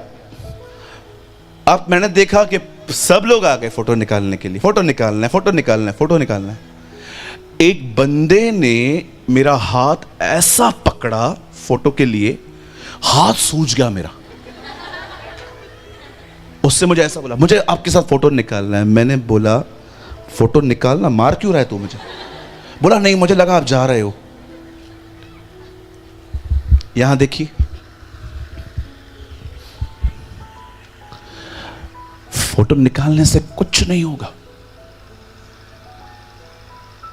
आप बोलोगे मैं निकालूंगा, मैं किसी को दुखी नहीं करूंगा। अगर आप कहोगे ब्रदर मेमोरी के लिए निकालना है, ठीक है, लेकिन याद रखिए फोटो निकालने से कुछ नहीं होगा। एक परमेश्वर के दास के अभिषेक के पीछे जाओ, आप आशीषित होंगे। You will be blessed. मुझे बताइए एलिशा एलिया के पीछे क्यों था? सेल्फी लेने के लिए? एलिया आगे आगे बढ़ रहा था, एलिशा ओ भैया रुक जा। एक उसके पीछे क्यों था? उसके दुगने अभिषेक को पाने के लिए वो उसके पीछे था। एक परमेश्वर के दास के अभिषेक के लिए आइए। फोटो निकाल के कुछ नहीं होने वाला।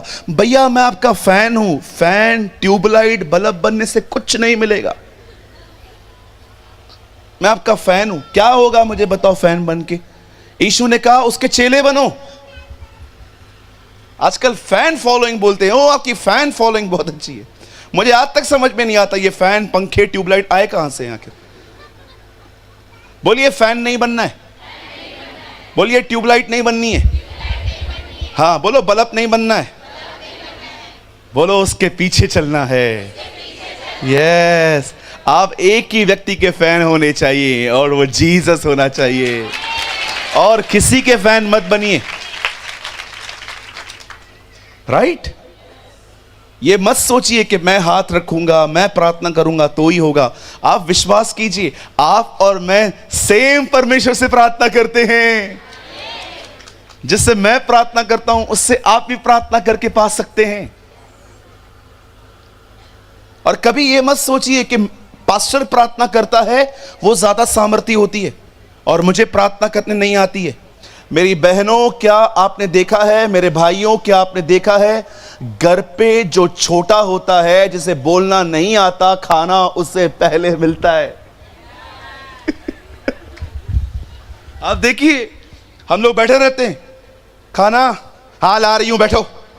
वो जो छोटू, अरे मेरा बबू बबू तू आजा पहले खा। और हम लोग देखते रहते हैं, कमा मैं रहा हूं, खाना उससे पहले मिल रहा है। और आप उसको बोल के देखो आंटी को, उसको क्यों पहले दे रही है, तुम बैठो।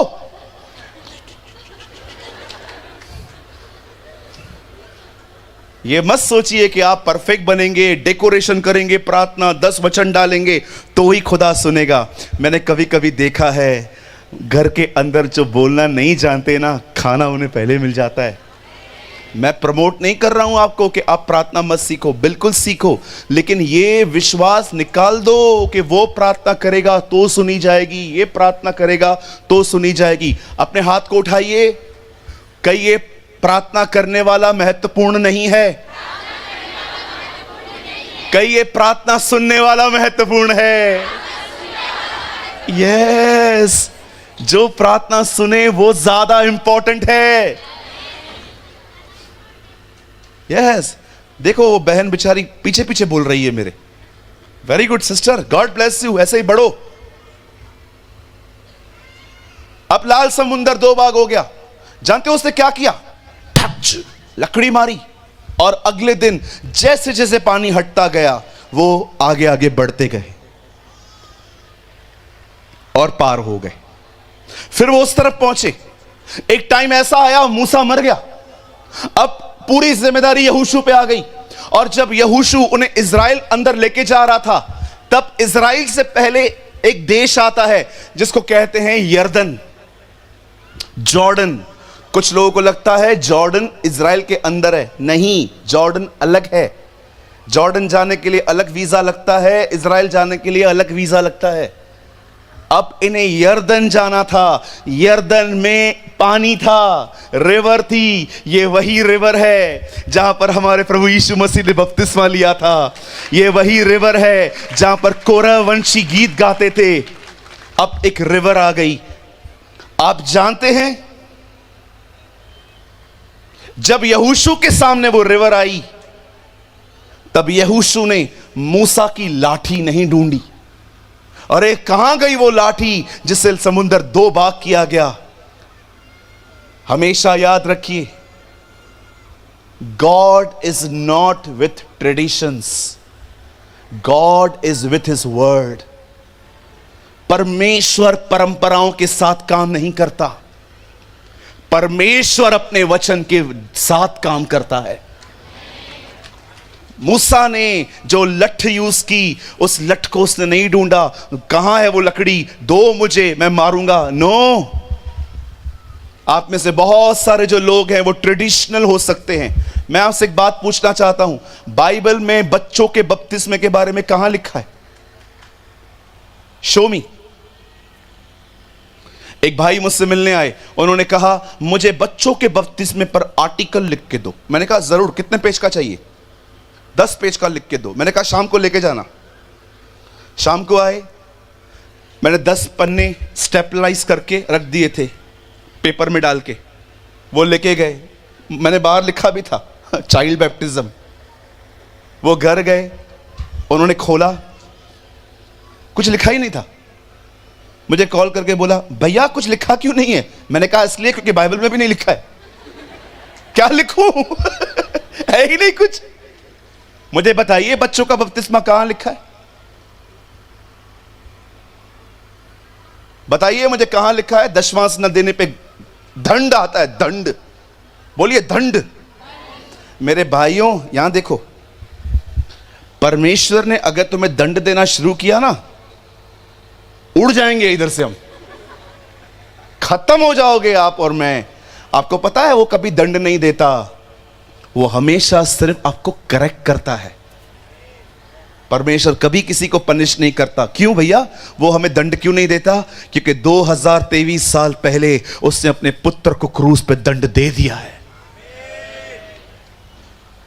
आप में से कोई उसके दंड को, दाऊद कहता है यदि तू हमारे कामों के अनुसार हमारा न्याय करे तो तेरे सामने कौन धर्मी ठहरेगा? कई सारे जो लोग हैं वो जो बोलते हैं, मैं आपसे पूछना चाहता हूं, बताओ कहां लिखा है ये सब? शनिवार के दिन ही आराधना करनी चाहिए, बताओ किधर लिखा है? एक भाई आया, उसने कहा आप कब कब मिलते हैं? मैंने कहा रविवार, सोमवार, मंगलवार, बुधवार, गुरुवार, सब दिन मिलते हैं। और बता? नहीं, शनिवार के दिन जरूर करनी चाहिए आराधना। मैंने कहा कहां लिखा है? उसने कहा पुराने नियम में हर यहूदी शनिवार को मिलता था। मैंने उनको कहा वो यहूदी थे, हम मसीह हैं। तो आप लोग कब मिलते हैं? रविवार को। रविवार को क्यों मिलते हैं? क्योंकि हमारी बाइबल कहती है रविवार सुबह वो मुर्दों से जी उठा था। कई सारे जो लोग हैं यहां वहां से बातें लेके, और हम लोग जो बाइबल नहीं पढ़ते उनके घेरे में आ जाते है ना। एक बंदा कहता है अन्य भाषा मत बोलो। क्या बोलता है? अन्य भाषा मत बोलो। ये अन्य भाषा शैतान की तरफ से ऐसे बोलता है। ऐसी ऐसी बातें आ गई हैं। पतरस में लिखा है अंत के दिनों में बहुत सारे लोग नए नए पाखंडों का उद्घाटन करेंगे। पढ़ा है आपने? कैची करो, कैची बनाओ, ऐसे करो। आपने देखा है ना, जब कोई नई जगह लेता है तो कैची देता है, रिबन काटो। पतरस में लिखा है अंत के दिनों में लोग रोज नए नए पाखंडों का उद्घाटन करेंगे। रोज अन्य भाषा मत बोलो। आई डोंट नो आप में से कितने लोग केनेथ ई हैगन को पहचानते हैं, अ फाउंडर ऑफ रेमा। आपको पता है जब वो अन्य भाषा बोलते थे लोग चंगे होते थे, दुष्ट आत्माएं निकलती थी, लोग जो हैं स्वर्ग का अनुभव करते थे। और आज लोग फेमस होने के लिए मुंबई में एक कहावत है, पब्लिक सिटी चाहे नेगेटिव वे में आए या पॉजिटिव वे में आए, public city is a public city. ये उन लोगों में से हैं। अगर अन्य भाषा नहीं है तो मेरा एक सवाल है, वरदानों में एक वरदान अनुवाद का क्यों है? मेरी बात समझ रहे हैं? मैं आपको हाथ जोड़ के एक बात बोलूं, मुझे किसी का डर नहीं है, लेकिन आपको हाथ जोड़ के कहता हूं, कृपया ऐसे पाखंडियों को सुनना बंद करें।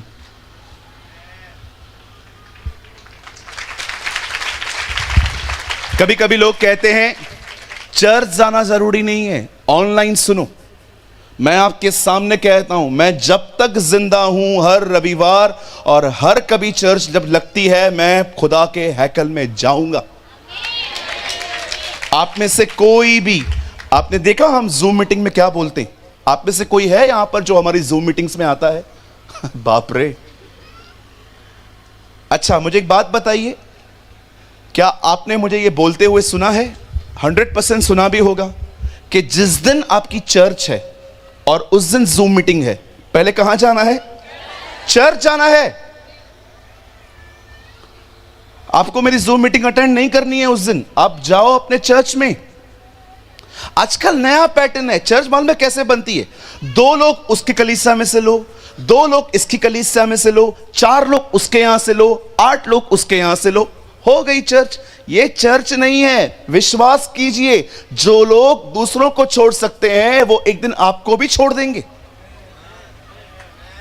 आप जानते हैं द बाइबल से, खुदा का कलाम कहता है, जब यहूदा इस्करियोती की मौत होती है तो जानते हो वहां पर क्या लिखा है? पतरस ने कहा, हम एक ऐसे व्यक्ति को यहूदा की जगह देंगे जो पहले दिन से हमारे साथ है। किसी और का ग्रुप छोड़ के नहीं आया है। उसने कहा उन लोगों को यह पद मिलेगा जो पहले दिन से हमारे साथ हैं। उन दिनों में कोई दूसरा चर्च छोड़ के आया और एक और चर्च में मिनिस्ट्री करने लगा, ऐसा नहीं होता था। वो देखते थे कि पहला व्यक्ति कौन है जो स्टार्टिंग से हमारे साथ है, ऐसों को सेवा मिलती थी। आज पता है क्या होता है? अगर किसी को वर्शिप नहीं मिलती, वो अपनी चर्च छोड़ के किसी और जगह पे चला जाता है कि मुझे यहां वर्शिप मिल जाएगी। देखा जाए तो तुम खुदा के लिए तो आए ही नहीं हो, तुम आते हो पदवी के लिए। अन्य भाषा नहीं बोलनी है और विश्वासी को विश्वासी से प्रार्थना नहीं करवानी चाहिए। ये टीचिंग चल रही है आजकल।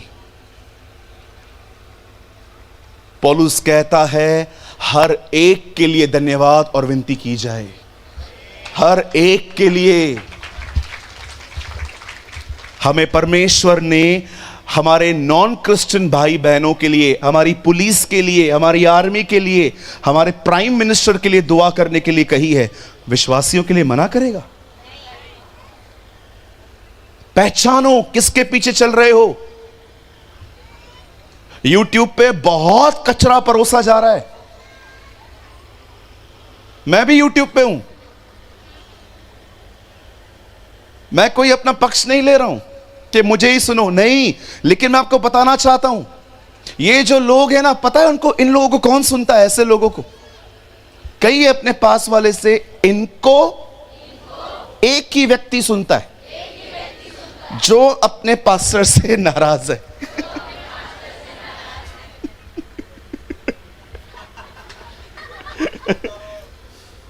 जो अपने पास्टर से नाराज है ना, ऐसे लोगों को यही लोग सुनते।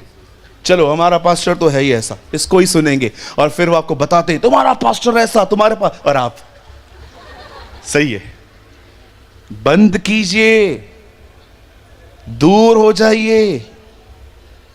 उन लोगों को सुनिए जो आपको धर्मी बनाएं, उन लोगों को सुनिए जो आपको खुदा के करीब ले जाएं, उन लोगों को सुनिए जो आपको परमेश्वर की आवाज सुनना सिखाएं, उन लोगों को सुनिए जो आपको यीशु के दूसरे आगमन के लिए तैयार करें, उन लोगों को सुनिए जो आपको खुदा के साथ चलना सिखाएं। बाइबल बताती है अंत के दिनों में सिखाने वालों की चमक आकाश जैसे होगी। The Bible says in ending days teaching ministry will be shine. किसी को भी सुन लेते हैं, चलो फ्री बैठे हैं चलो सुन लेते हैं, नो, परखो। कई वीडियोस मैं डिलीट कर चुका हूं अपने YouTube से। जानते हो क्यों? क्योंकि मुझे ऐसा लगा कि जो मैंने इसमें टीच किया है वो ठीक नहीं था। डिलीट कर दिए मैंने। लाखों व्यूज थे उस वीडियो के ऊपर। क्या करना है व्यूज का? लोग मिसलीड हो, चलेगा? मैं एक दिन प्रचार कर रहा था, घर जाके मैंने अपना वीडियो देखा, मुझे बहुत एरर दिखाई दिए। मैंने कहा अरे बाप रे, मैंने ये बात तो बोली ही नहीं जो मेरे मन में थी, अब लोग कुछ और समझेंगे। मैंने अपने लड़के को कॉल किया, अपने जो मेरे जो मीडिया संभालते हैं भैया, मैंने उनको कॉल किया, मैंने कहा बता डिलीट दिस वीडियो, कोई गलत दिशा में चला जाएगा। हमें इतना संभलना है। आप जानते हो यहोशू ने लकड़ी नहीं ढूंढी, अब उससे जानते हो क्या किया? उसे प्रभु से कहा क्या करना है? प्रभु उसको कहता है सुन, वाचा का संदूक उठा, याजकों को दे, और याजक जो हैं वाचा का संदूक लेकर जैसे ही उनके पांव पानी में जाएंगे और जो नदी है वो 2 भाग हो जाएगी। आप जानते हो, वेट सुनिए, मैं क्या समझाना चाहता हूं, सुनिए। जैसे ही उन्होंने, बाइबल बताती है, पानी में अपने पांव डाले, लिखा है पानी जो बह रहा था वो थम गया। सुनिए, यहां पर कुछ मैं आपको समझाना चाहता हूं, सुनिए। लाल समुंदर दो भाग हुआ, उसके बाद उन्होंने अपने पांव समुंदर में डाले, लेकिन यरदन तब तक दो भाग नहीं हुई जब तक पांव नहीं गए। एक समय आता है जब परमेश्वर आप पे बहुत दया करता है, आपका फेथ हो न हो, आपके लिए बहुत कुछ करता है, लेकिन जीवन में एक समय ऐसा भी आएगा जब परमेश्वर आपसे कहेगा, बेटा मैंने बहुत दया दिखा दी, अब मैं तुझे विश्वास से जीना सिखाऊंगा। कैसे प्रभु? अब मैं कुछ करूंगा नहीं, अब मैं तुझे कहूंगा आगे बढ़, आगे बढ़ तू। सुनिए, एक टाइम ऐसा आता है जब समुद्र दो भाग होता है और खुदा कहता है चल आगे, लेकिन एक टाइम ऐसा भी आएगा जिंदगी में जब हालात खराब ही होंगे, फिर भी परमेश्वर आपसे कहेगा आगे बढ़। प्रभु मुझे डर लग रहा है, डर के साथ आगे बढ़। मुझे डर लग रहा है प्रभु, नो, बढ़ आगे डर के। हम लोग पता है क्या करते हैं, हम लोग देखते नहीं है, जब तक समुंदर, जब तक तकलीफ नहीं जाती है तब तक हम खुश रहते हैं, दुखी रहते हैं। लेकिन आप में से कितने लोग हैं यहां पर जिन्होंने ये सीख लिया है, अब चाहे हालात कैसे भी हों, मैं चलता रहूंगा खुदा के साथ, I will walk with God. इससे कहते हैं विश्वास से जीना। एक समय था जब प्रभु ने हम पे दया की, हमने मांगा भी नहीं, उससे बढ़कर दिया। लेकिन एक समय ऐसा भी आएगा जब परमेश्वर अपने आप को स्टॉप कर देगा और वो आपको कहेगा आगे बढ़। प्रभु हालात खराब हैं, आगे बढ़, विश्वास से आगे बढ़, मैं हूं तेरे साथ, तू चल। और जैसे ही आप आगे बढ़ेंगे, मैं आपको बताना चाहता हूं, यरदन दो भाग होगी। मेरी बहन, मेरे भाई, सुनिए, सब ठीक होने के बाद खुश मत रहिए, प्रभु को दिखाइए, भले ही सब खराब है पर मैं फिर भी खुश हूं क्योंकि मैं जानता हूं आप मेरे साथ हैं। Don't wait, live by faith. कभी कभी समुंदर दो भाग करके खुदा कहता है चलो, लेकिन कुछ हालात तब तक नहीं बदलते जब तक परमेश्वर आप उसके आगे आगे न चलो। आपने देखा जब काना नगर में दाखरस खत्म हुई तो वो लोग यीशु के पास आके कहते हैं इनकी दाखरस समाप्त हो गई है। उसने उन्हें क्या कहा? पानी भर दो। प्रभु दाखरस की जरूरत है, वो दाखरस नहीं, वो निर्देश दे रहा है, वो आज्ञा दे रहा है, ये करो। कई बार सॉल्यूशन आज्ञा मानने के बाद निकलता है। Live by faith. कभी कभी वेट मत करो हालात ठीक हो जाएंगे उसके बाद मैं खुश रहूंगा। नो, परमेश्वर को दिखाओ, उसे प्रकट करो कि प्रभु भले ही तूफान है, मैं सो जाऊंगा क्योंकि मैं जानता हूं आप मेरे साथ हैं। हमें से बहुत सारे लोगों ने इस जिंदगी को जीना नहीं सीखा है, इसीलिए डिप्रेशन आपको मार रहा है, ख्याल आपको मार रहे हैं, क्योंकि आपको आदत है सब ठीक होके खुश रहने की। नो, हमेशा ऐसा नहीं होगा। चलो मैं आपसे एक सवाल पूछता हूं, यहां देखिए, यहां देखिए, एक क्वेश्चन पूछता हूं आपसे, मुझे बताइए, आज जो तकलीफ है, चाहे पति शराबी है, जुआरी है, सास आपको चर्च नहीं आने देती, बच्चे आपकी बात नहीं मानते, तरह तरह की परीक्षाओं में पड़े हैं, पैसों की परीक्षा, बीमारी, बच्चा नहीं हो रहा। मुझे एक बात बताइए, आज जो प्रॉब्लम आप फेस कर रहे हो वो चली जाएगी, कल प्रॉब्लम नहीं आएगी, कल प्रॉब्लम नहीं आएगी, फिर जीवन भर ऐसे ही जिएंगे अपन, सब ठीक हो जाए धन्यवाद यीशु, और जब प्रॉब्लम है दुखी। ब्रदर, लिव बाय फेथ, विश्वास से जीना सीखो। लाल समुंदर बहुतों की जिंदगी में क्रॉस हो चुका है, हम में से अधिकतर लोग यहां पर विश्वासी हैं, अब हम में से बहुत सारे लोग यर्दन पे खड़े हैं जहां पर कुछ भी ठीक नहीं लग रहा, और आपको खुदा कहता है उसके बाद भी आगे बढ़, चल तू आगे, टेंशन मत ले, मैं हूं। परमेश्वर सिर्फ इस बात से खुश नहीं होता कि आप विश्वास करें कि वो है, वो इस बात से खुश होता है कि आप विश्वास करें वो है और वो अपनी सारी प्रतिज्ञाएं पूरी करेगा। God is just not happy because you believe He exists. परमेश्वर सिर्फ इस बात से खुश नहीं होता है कि आप बिलीव करो, हां प्रभु बैठा हुआ है। नो, आपको विश्वास होना चाहिए जो परमेश्वर ने मुझे कहा है मेरा परिवार उद्धार पाएगा। परमेश्वर ने मुझे कहा है मेरा पति, मेरे बच्चे, मेरा परिवार मसीह को स्वीकारेंगे, क्योंकि लिखा है यदि तू विश्वास करे तेरा घराना उद्धार पाएगा। प्रभु ने मुझे कहा है मैं वो देखूंगा। बाइबल बताती है धर्मी का वंश बचाया जाएगा। बाइबल बताती है बीमार चंगे होंगे। बाइबल बताती है कि अगर हमारे ऊपर कोई जादू कर रहा है हम पर असर नहीं करेगा, क्योंकि लिखा है याकूब के ऊपर कोई मंत्र नहीं चलता। यू मस्ट बिलीव कि जो कुछ परमेश्वर ने कहा है वो अपने समय में पूरा करेगा। Live by faith. वेट मत करो सब ठीक होने का, इंतजार मत करो। हम मेजॉरिटी क्रिश्चियंस पता है कैसे हैं, हम जब सब हालात ठीक होते हैं हम खुश हैं, हालात बुरे हैं हम अपसेट हैं। हम इस जिंदगी से कब बाहर आएंगे?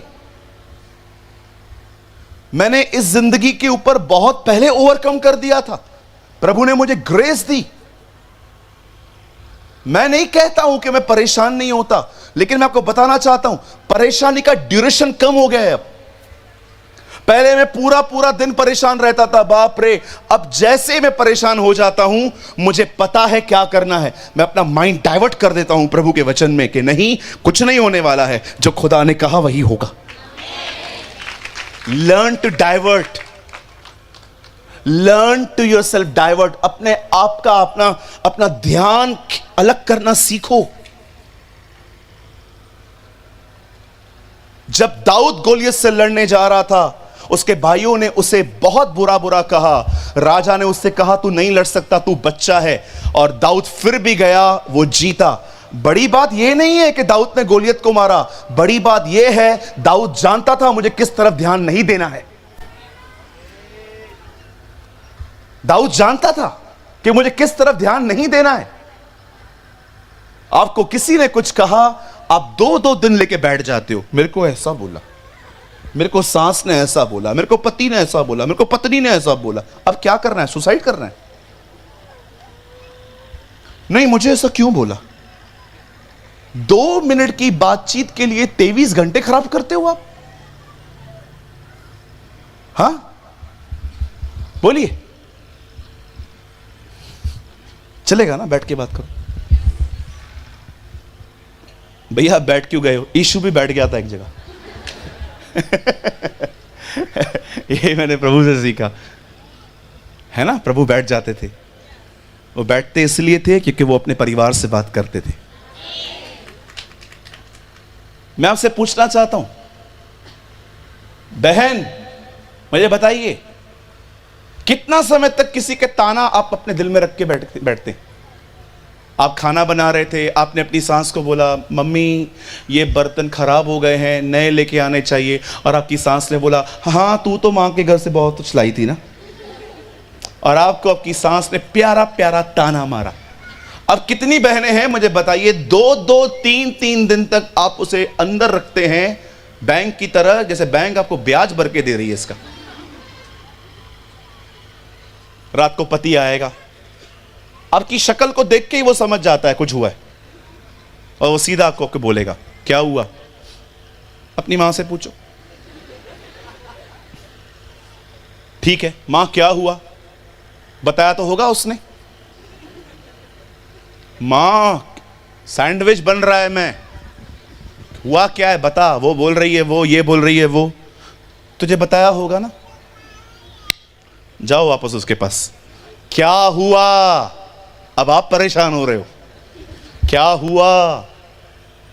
कितना भी करो, क्या भी करो, आपकी मां कभी मुझे अप्रिशिएट करने वाली है ही नहीं। मैं क्यों आई? वो कौन सा दिन था, मनहूस दिन, जिस दिन मैं इस घर में आई? एक ताना मारा, वो पूरे चांपा में घूम रहा है। एक ताना बर्दाश्त नहीं कर सकते अपन, एक ताना। धन्यवाद हो उसको, क्या क्या कहते थे लोग, दुष्ट आत्मा है, पेटू है, पियक्कड़ है, बाल जबूल है। वो उनको ध्यान भी नहीं देता था, क्योंकि वो जानता था ये लोग बोल रहे हैं, ये सच नहीं है। सच वो है जो वो मेरे बारे में कहता है। That is the truth। चलो मैं आपको कहता हूं आप भूत हो, तो क्या आपको सींग आ गए? मैं आपको बोलता हूं आप स्वर्गदूत हो, आपको पंख आ गए? अरे हमारे बोलने से क्या होता है? अगर आपको कोई परेशान करता है, ठंडा पानी लो, उसके सामने रखो, उसको बोलो बोल बोल और बोल, थक जाए पानी पी, फिर से बोल, बोलता रहे। आप एंजॉय करो यीशु के साथ। गाओ हालेलुया, तो गाओ हालेलुया। आप बिलीव करो, जब मुझे कोई क्रिटिसाइज करता है ना, मैं गीत गाता हूं। अगर आप मुझे कहोगे ना तू ऐसा है, तू ऐसा है, तू ऐसा है, मैं आपके सामने गीत गाऊंगा। तो गाओ हालेलुया, तू जल, मैं तुझे और जलाऊंगा।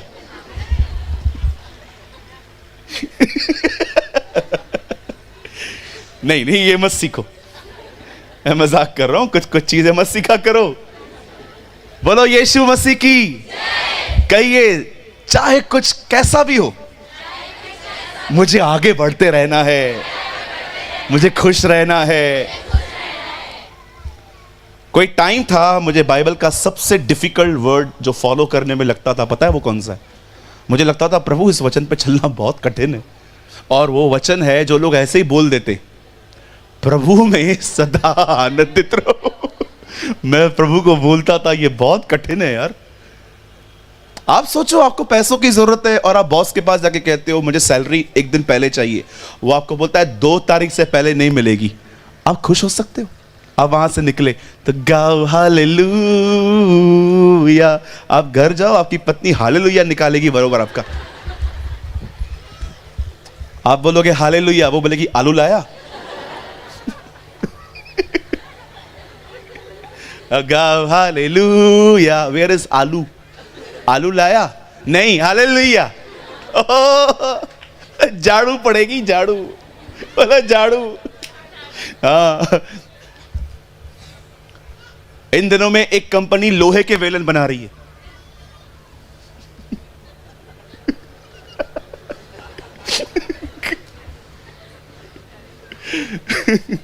भाइयों बच कर हो, 29 को ही लाओ पगार। कहीं लोहे का बेलन पड़ गया ना ऊपर, सीधा आत्मा परमात्मा के पास।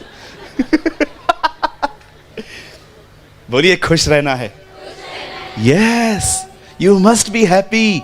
हैप्पी रहने के लिए फेथ चाहिए। चलो, अगर आप में से कोई ऐसा है जो कहता है ब्रदर मैं आपको सच बोलता हूं, मैं खुश रहना चाहता हूं, मैं विश्वास रखना चाहता हूं, पर मैं असमर्थ हूं, मुझसे नहीं हो पाता, अब मैं क्या करूं? मैं आपको बताता हूं। अगर आपकी कंडीशन ऐसी है तो बच्चों की तरह प्रभु के पास जाइए और उससे कहिए मैं विश्वास करता हूं, पर मेरे अविश्वास का भी उपाय कर। लॉर्ड प्लीज, यू नो, आप खुदा से ये कहिए, विश्वास कीजिए वो इतना दयालु है कि उस पर विश्वास करने के लिए भी वो आपको विश्वास देगा। आमीन। तो कितने लोग आज के बाद वेट करेंगे सब ठीक हो जाए तो मैं खुश रहूंगा? मेरी बहन, मेरे भाई, जो आप सोच रहे हो ना, ऐसा कुछ नहीं होने वाला। आप डरते रहते हो, हर एंगल से सोचते रहते हो, अगर ऐसा नहीं है ऐसा। बंद कर दो सोचना, उसके साथ चलते रहो। जैसे जैसे उसके साथ आगे बढ़ोगे, ओ अपनी आंखों से आप देखोगे कैसे पानी थम जाता है। मेरे एक फ्रेंड हैं, बड़े ईमानदार हैं वो, प्रभु उनको बहुत आशीष दे, मुंबई में रहते हैं।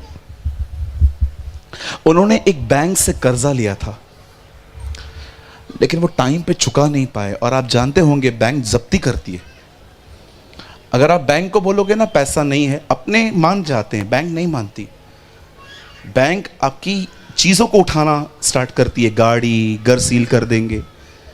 उनके ऊपर बहुत कर्जा था बैंक का। एक दिन उन्होंने प्रार्थना की, प्रभु मैं पैसे चुकाना चाहता हूं पर मेरे पास है नहीं। आपको पता है कुछ दिनों के बाद वो न्यूज़पेपर पढ़ रहे थे कि जिस बैंक से उन्होंने पैसे लिए थे वो बैंक बंद हो गया, दिवाला दे दिया। जानते हो प्रभु ने उनको क्या कहा? जब तक तेरे पास पैसा नहीं आएगा बैंक नहीं खुलेगा।